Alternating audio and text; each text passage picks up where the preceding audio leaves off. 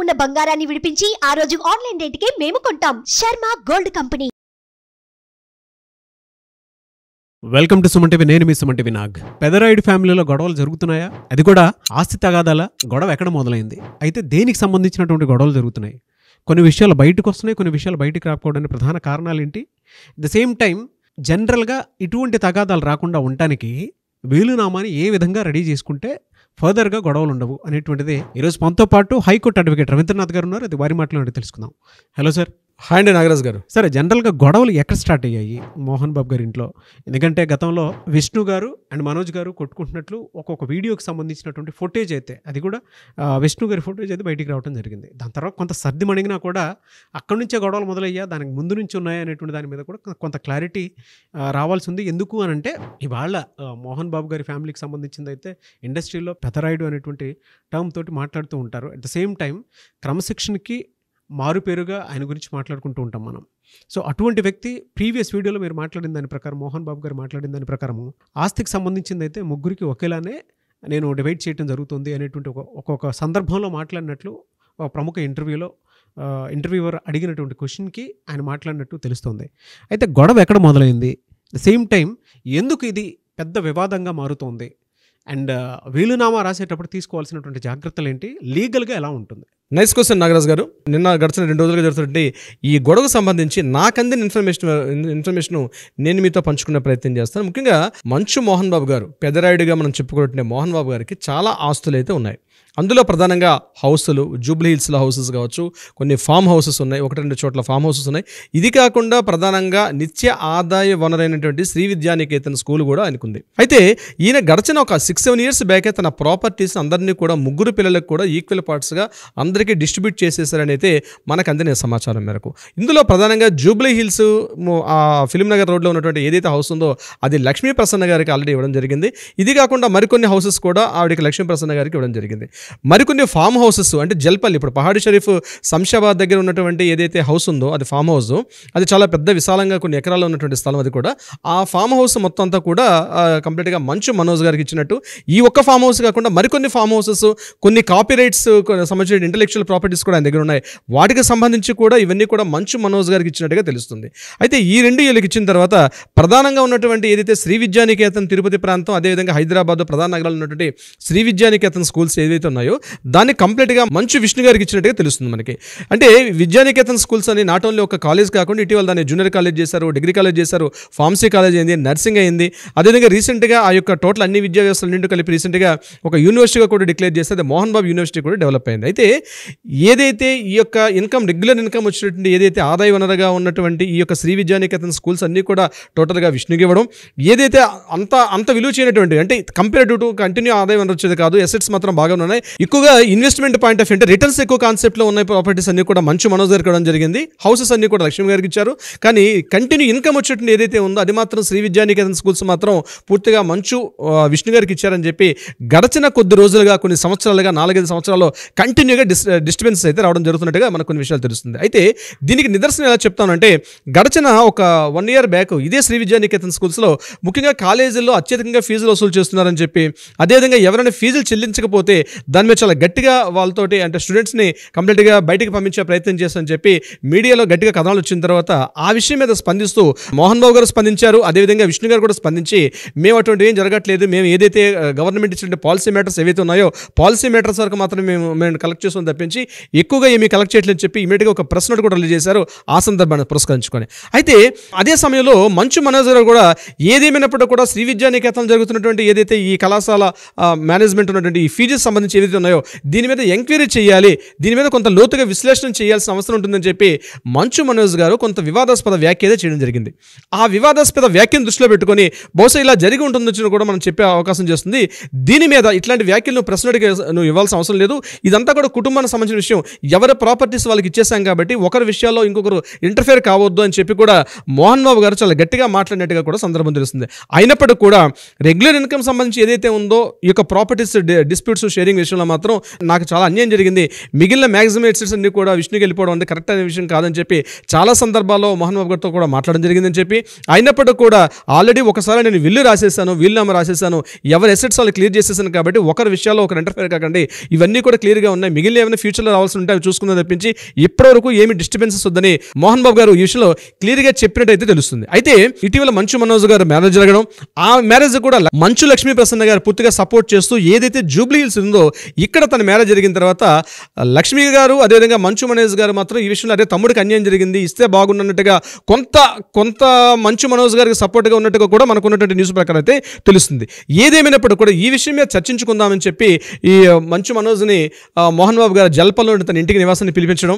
అయితే ఈ యొక్క విద్యానికేతన్ స్కూల్ సంబంధించి పిఆర్ఓగా మాట్లాడుతున్నటువంటి దానికి సంబంధించి టోటల్ పిఆర్ఓ వినయ్ కుమార్ గారు అక్కడే ఉండడం, ఈ ప్రాపర్టీస్ ఆల్రెడీ డిస్టర్బెన్స్ అయింది, మీరు మాత్రం ఇటువంటి వ్యాఖ్యలు చేయకండి అని చెప్పి వినయ్ కుమార్ గారు ఇంటర్ఫేర్ అయిన తర్వాత మంచు మనోజ్ గారు ఈ మా కుటుంబ విషయాల్లో మీరెవరు మాట్లాడడానికి, ఇది మీకు సంబంధించిన విషయం కాదని చెప్పి మోహన్ బాబు గారి యొక్క అనుచరుడు అదేవిధంగా శ్రీ విద్యానికేతన్ స్కూల్స్ ఉన్నటువంటి ఇతను మాట్లాడడం, ఎవరైతే వినయ్ కుమార్ మాట్లాడడం కొంత ఆయనకి అయిష్టంగా ఉండి కొంత వాగ్వివాదం డిస్టర్బెన్స్ జరిగిందని చెప్పి అయితే మనకు అక్కడ ఉంటుండే కొంతమంది స్థానికులు అదేవిధంగా కొన్ని మీడియా కథనాల ద్వారా కూడా మనకు తెలుస్తుంది నాగరాజు గారు. అయితే ఈ విషయాలు ఇలా పక్కన పెడితే అసలు విల్ అంటే ఏంటి, విల్ ఎలా రాస్తారు, సో ఈ విషయాలు మనం జరిగిన సంఘటనకి మనకు రాబోయే తర్వాత కంటిన్యూషన్లో మనకు తెలిసే అవకాశం ఉంటుంది, నెక్స్ట్ వీడియోలో మనం డిస్కస్ చేద్దాం. సో ఇది యాక్చువల్గా జరిగింది అని అయితే కన్ఫర్మ్గా అయితే మనం చెప్పుకోవచ్చు. అసలు విల్ ఎలా ఉంటుంది, విల్లు రాసే ప్రక్రియ ఎలా ఉంటుంది అనే విషయం మీద నేను మీకు లీగల్ పాయింట్ ఆఫ్ వ్యూ కొంత వివరించే ప్రయత్నం చేస్తాను. ముఖ్యంగా విల్ అనేది ఇండియన్ సక్సెషన్ యాక్ట్ అంటే హిందూ వారసత్వ హక్కు చట్టం 1925-1956 ప్రకారం ఒక ప్రాపర్టీ తనకు ఉన్నటువంటి ప్రాపర్టీ ఏదైతే ఉందో విల్ అంటారని విల్నామా అంటారు తెలుగులో, ఆ విల్లు రాసే హక్కు ఉంటుంది ఆ ఎవరికైతే ప్రాపర్టీ ఓనర్స్ ఉంటారో. సో ఇక్కడ కూడా రెండు రకాలుగా ఉంటుంది విల్లు రాసే ప్రక్రియలో కూడా. ఒకటి తన స్వార్జితంగా ఉన్నటువంటి ప్రాపర్టీని రాసుకోవచ్చు, పిత్రాజితం ద్వారా సంక్రమించిన ఆస్తిని కూడా విల్లు రాస్తారు. అయితే పిత్రాజితం ద్వారా అంటే పూర్వీకుల ఆస్తి నుంచి తనకి ఏదైతే ప్రాపర్టీ వస్తుందో ఆ ప్రాపర్టీ వరకు మాత్రం రాయాలి తప్పించి మిగిలిన భాగస్వామి అయితే ఎట్టి పరిస్థితుల్లో విల్లునామాలు రాయరు ఇందులో. ఇక్కడ ఈ విషయానికి వచ్చినట్లయితే మోహన్ బాబు గారు బహుశా విల్లు తను ఏదైతే మనకు తెలిసి వీళ్ళ ఫాదర్ నారాయణ స్వామి నాయుడు గారు జస్ట్ ఓన్లీ ఒక టీచర్ కాబట్టి మ్యాక్సిమం ఈ రోజు కనిపిస్తుంటే 100,000 కోట్ల ఆస్తి ఏదైతే ఉందో తన స్వార్జితం అయితే మనకి క్రిస్టల్ క్లియర్గా తెలుస్తుంది. సో ఈ రాసిన విల్లు ప్రక్రియ కూడా ఎలా ఉంటుందంటే 5-6 ఇయర్స్ బ్యాకే టోటల్గా ఎవరి ప్రాపర్టీస్ వాళ్ళకి డివిజన్ చేసి ఎవరికి రాసేస్తారు. సో విల్లు ప్రకారం రూల్ ఏంటంటే అబౌవ్ 18 ఇయర్స్ ఉన్న వ్యక్తి ఎవరైనా సరే విల్లు రాస్తారు.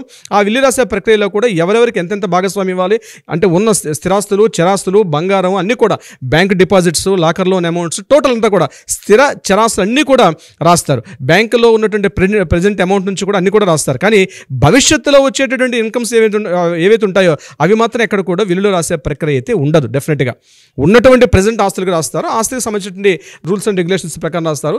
ఆ విల్లు ప్రొసీజర్ ప్రకారం కూడా ఒక అడ్వకేట్ ఉంటారు, అడ్వకేట్ పక్కన పెట్టుకొని యాజ్ పర్ లీగల్ అంటే ఎటువంటి ఇష్యూస్ లేకుండా డిస్ప్యూట్స్ లేకుండా రాసే ప్రక్రియ అయితే ఉంటుంది.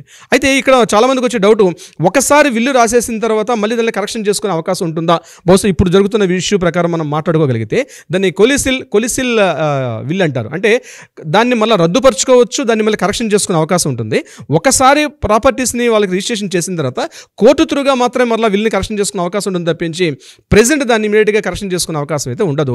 అది ఒకవేళ భార్యాభర్త ఇద్దరు అంటే ఎవరైతే రాస్తున్నారో కో అప్లికెంట్ అనేటువంటి విల్లు అంటే ప్రాపర్టీ ఓనర్, ఇప్పుడు నిర్మలాదేవి గారు కూడా మోహన్ బాబు గారితో పాటు పార్ట్నర్ ఉన్నారు, ఆవిడ కూడా వైఫ్ కాబట్టి విల్లు రాసే ప్రక్రియలో నిర్మలాదేవి గారు కూడా ఒక పార్టీ అయితే ఉంటారు ఖచ్చితంగా. ఇది మంచు మనోజ్ గారి విషయంలో మరి ఓన్లీ ప్రాపర్టీస్ అన్నీ కూడా ఓన్లీ మంచు మోహన్ బాబు గారి పేరు ఉన్నాయా లేకపోతే నిర్మలాదేవి గారి మీద ఉన్నాయండి, అది వాళ్ళ సొంత విషయం కాబట్టి మనకి లీగల్గా బయటకు వస్తే విషయం తెలియదు. సో నిర్మలాదేవి గారి ప్రాపర్టీస్ రాశారా లేకపోతే అంతకుముందు ఉన్నటువంటి వీళ్ళ మదర్ చనిపోయినట్టు ఇంతకు ముందు మదర్ ఉన్నారు విద్యాదేవి గారు, విద్యాదేవి మీద ఉన్న ప్రాపర్టీస్ ఎవరికి రాశారు? అసలు ఇష్యూ ఎక్కడ వచ్చింది అంటే బతికున్న వాళ్ళ ప్రాపర్టీస్ రాయాలా, చనిపోయిన వ్యక్తుల యొక్క విల్లు కూడా రాసే అవకాశం ఉంటుందా? ఆ హక్కులు ఎవరికి చెందుతాయండి? పూర్తిగా కోర్టు పరిధిలో ఉంటుంది, ఆ కోర్టు డిసైడ్ చేస్తుంది. అంటే ఏమైనా అబ్లిగేషన్స్ అంటే ఇష్యూస్ రేజ్ అయినట్టు మాత్రమే కోర్టు పరిశీలన వస్తుంది. అయితే ఆ విల్లు రాసే ప్రక్రియ కూడా చాలా సిస్టమేటిక్గా రాయాల్సి వస్తుంది నాగరాజు గారు. ఇద్దరు సాక్షులు మ్యాండేటరీగా కంపల్సరీ ఉండాలి, వాళ్ళు కూడా 18 ఇయర్స్ అబౌవ్ 18 ఇయర్స్ ఉండాలి, వాళ్ళ స్వదస్తురితో రాయాలి, వాళ్ళ ఓన్ ఎక్కువగా టైపింగ్ చేసిన కూడా సంతకం పెట్టవచ్చు. కానీ 99% విల్ అనేది వాళ్ళ సొంత ఓన్ హ్యాండ్ రైటింగ్తో రాస్తేనే స్వదస్తురితో రాస్తేనే చాలా 100% దానికి వ్యాలిడిటీ ఎక్కువ ఉంటుందన్నమాట. ఇది కాకుండా సెక్షన్స్ మనకి 23-24 ప్రకారం ఈ విల్లుని కూడా మనం ఫైట్ చేసే అధికారం ఉంటుంది మనకి యాక్చువల్ లీగల్గా. కానీ ఈ రాసే ప్రక్రియలో వారసత్వ భాగాలు నాకు ఇంత రావాలి, నాకు ఇంత రాకుండా మా నాన్నగారు ఇంత రాశారని చెప్పే హక్కు మాత్రం ఎట్టి పరిస్థితుల్లో మాత్రం పిల్లలకైతే లేదు. ఒక వీలునామా రాసే వ్యక్తి తన స్వార్జితమైన ప్రాపర్టీ ఏదైతే రాస్తారో దానిని ఎవరెవరికి ఇవ్వాలనేది తన యొక్క పూర్తి హక్కు. అది ఒక పర్సన్కి ఎక్కువ ఇవ్వచ్చు, ఒక పర్సన్ తక్కువ ఇవ్వచ్చు, కానీ ఆ అన్నయ్యకి ఎందుకు ఎక్కువ ఇచ్చావు, నాకెందుకు తక్కువ ఇచ్చావు అని చెప్పి అడిగే హక్కు పిల్లలకైతే ఎట్టి పరిస్థితుల్లో కూడా లేదు. అది కేవలం పూర్వీకుల ఆస్తి నుంచి వచ్చేటప్పుడు మాత్రం అడిగే హక్కు ఉంటుంది తప్పించి తండ్రి యొక్క స్వార్జితపు యొక్క ప్రాపర్టీ విలుపూర్వకంగా రాసినప్పుడు మాత్రం ఎట్టి పరిస్థితుల్లో కూడా పిల్లలకి అడిగే హక్కు అయితే లేదు. ఒకరికి ఎక్కువ కావచ్చు, ఒకరికి తక్కువ కావచ్చు, మనవలకి ఇచ్చారా, మనవరాలకి ఇచ్చారా, ఎవరెవరికి ఏమి ఇచ్చారు. అయితే నాకు తెలిసి మోహన్ బాబు గారు అలాంటి ఒక క్రమశిక్షణ కలిగిన వ్యక్తి, ఒక డిసిప్లిన్కి మారుపేరుగా నిలబడిన వ్యక్తి అయితే డెఫినెట్గా కాంట్రవర్షియల్గా అయితే చేసే అవకాశం ఉండదు. చిన్న కొడుకని పెద్ద కొడుకని కాకుండా అందరికీ ఈక్వల్గా పార్ట్స్ రాసిస్తానని చెప్పి గతంలో చేసిన వీడియోకి మనం ఒక ఎగ్జాంపుల్గా తీసుకుంటే ఎవరెవరికి ఏమేమి రాయాలో రాసి ఉంటారు. కానీ ఇక్కడ మంచు మనోజ్ గారు మనకు అందిన ఇన్ఫర్మేషన్ ప్రకారం నాకు శ్రీ విద్యానికేతన్లో 1% షేర్ హోల్డింగ్ కూడా మనకు మంచు మనోజ్ గారికి లేదు. కానీ ఆయన ప్రెస్ మీడియాలో మాట్లాడుతూ ఇమీడియట్గా నాకు అక్కడ జరుగుతున్నటువంటి ఏవైతే ట్యాక్స్ అండ్ ఫీజెస్ వసూలు చేస్తున్నారో దానిలో కూడా అది మరొకసారి ఎంక్వైరీ చేయాలని మాట్లాడడంలో, అంటే బ్రదర్కి రాసిచ్చిన ప్రాపర్టీలు కూడా ఈయన వేలెత్తి చూపడం ఉంది.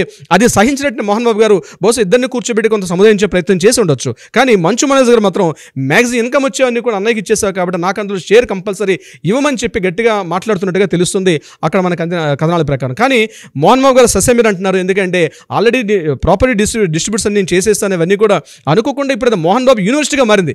ఎప్పుడైతే ఆ మోహన్ బాబు యూనివర్సిటీగా రీసెంట్గా గడిచిన కొద్ది నెలల క్రితమే ఎప్పుడైతే అప్గ్రేడ్ అయిందో దాని మీద వివాదం రాజుకున్నట్టుగా తెలుస్తుంది. కానీ వీటి మీద ఫైట్ చేసే అధికారం మాత్రం పిల్లలకైతే ఎట్టి పరిస్థితులు ఉండదు. నాగరాజ్ గారు, సార్ ఎవరికన్నా వీలునామా రాయించుకోవాలి అనుకునేటువంటి వాళ్ళు ఉంటారు, వాళ్ళకి మీరు పర్సనల్గా టైం ఇస్తారా, మిమ్మల్ని అప్రోచ్ అవ్వచ్చు సార్? తప్పనిసరిగా నాగరాజ్ గారు, ముఖ్యంగా ఈ వీలునామా రాసే ప్రక్రియలో వితౌట్ ఒక అడ్వకేట్, ఒక లాయర్ కన్సల్టెన్సీ లేకుండా విల్లు రాస్తే చాలా లీగల్ కాన్సిక్వెన్సెస్ ఫేస్ చేసే ప్రాబ్లం అయితే చాలా చోట్ల ఉంటుంది, తెలుసో తెలియక. ఎందుకంటే ఈచ్ అండ్ ఎవ్రీ పాయింట్ కూడా చాలా లీగల్గా రాయాలి.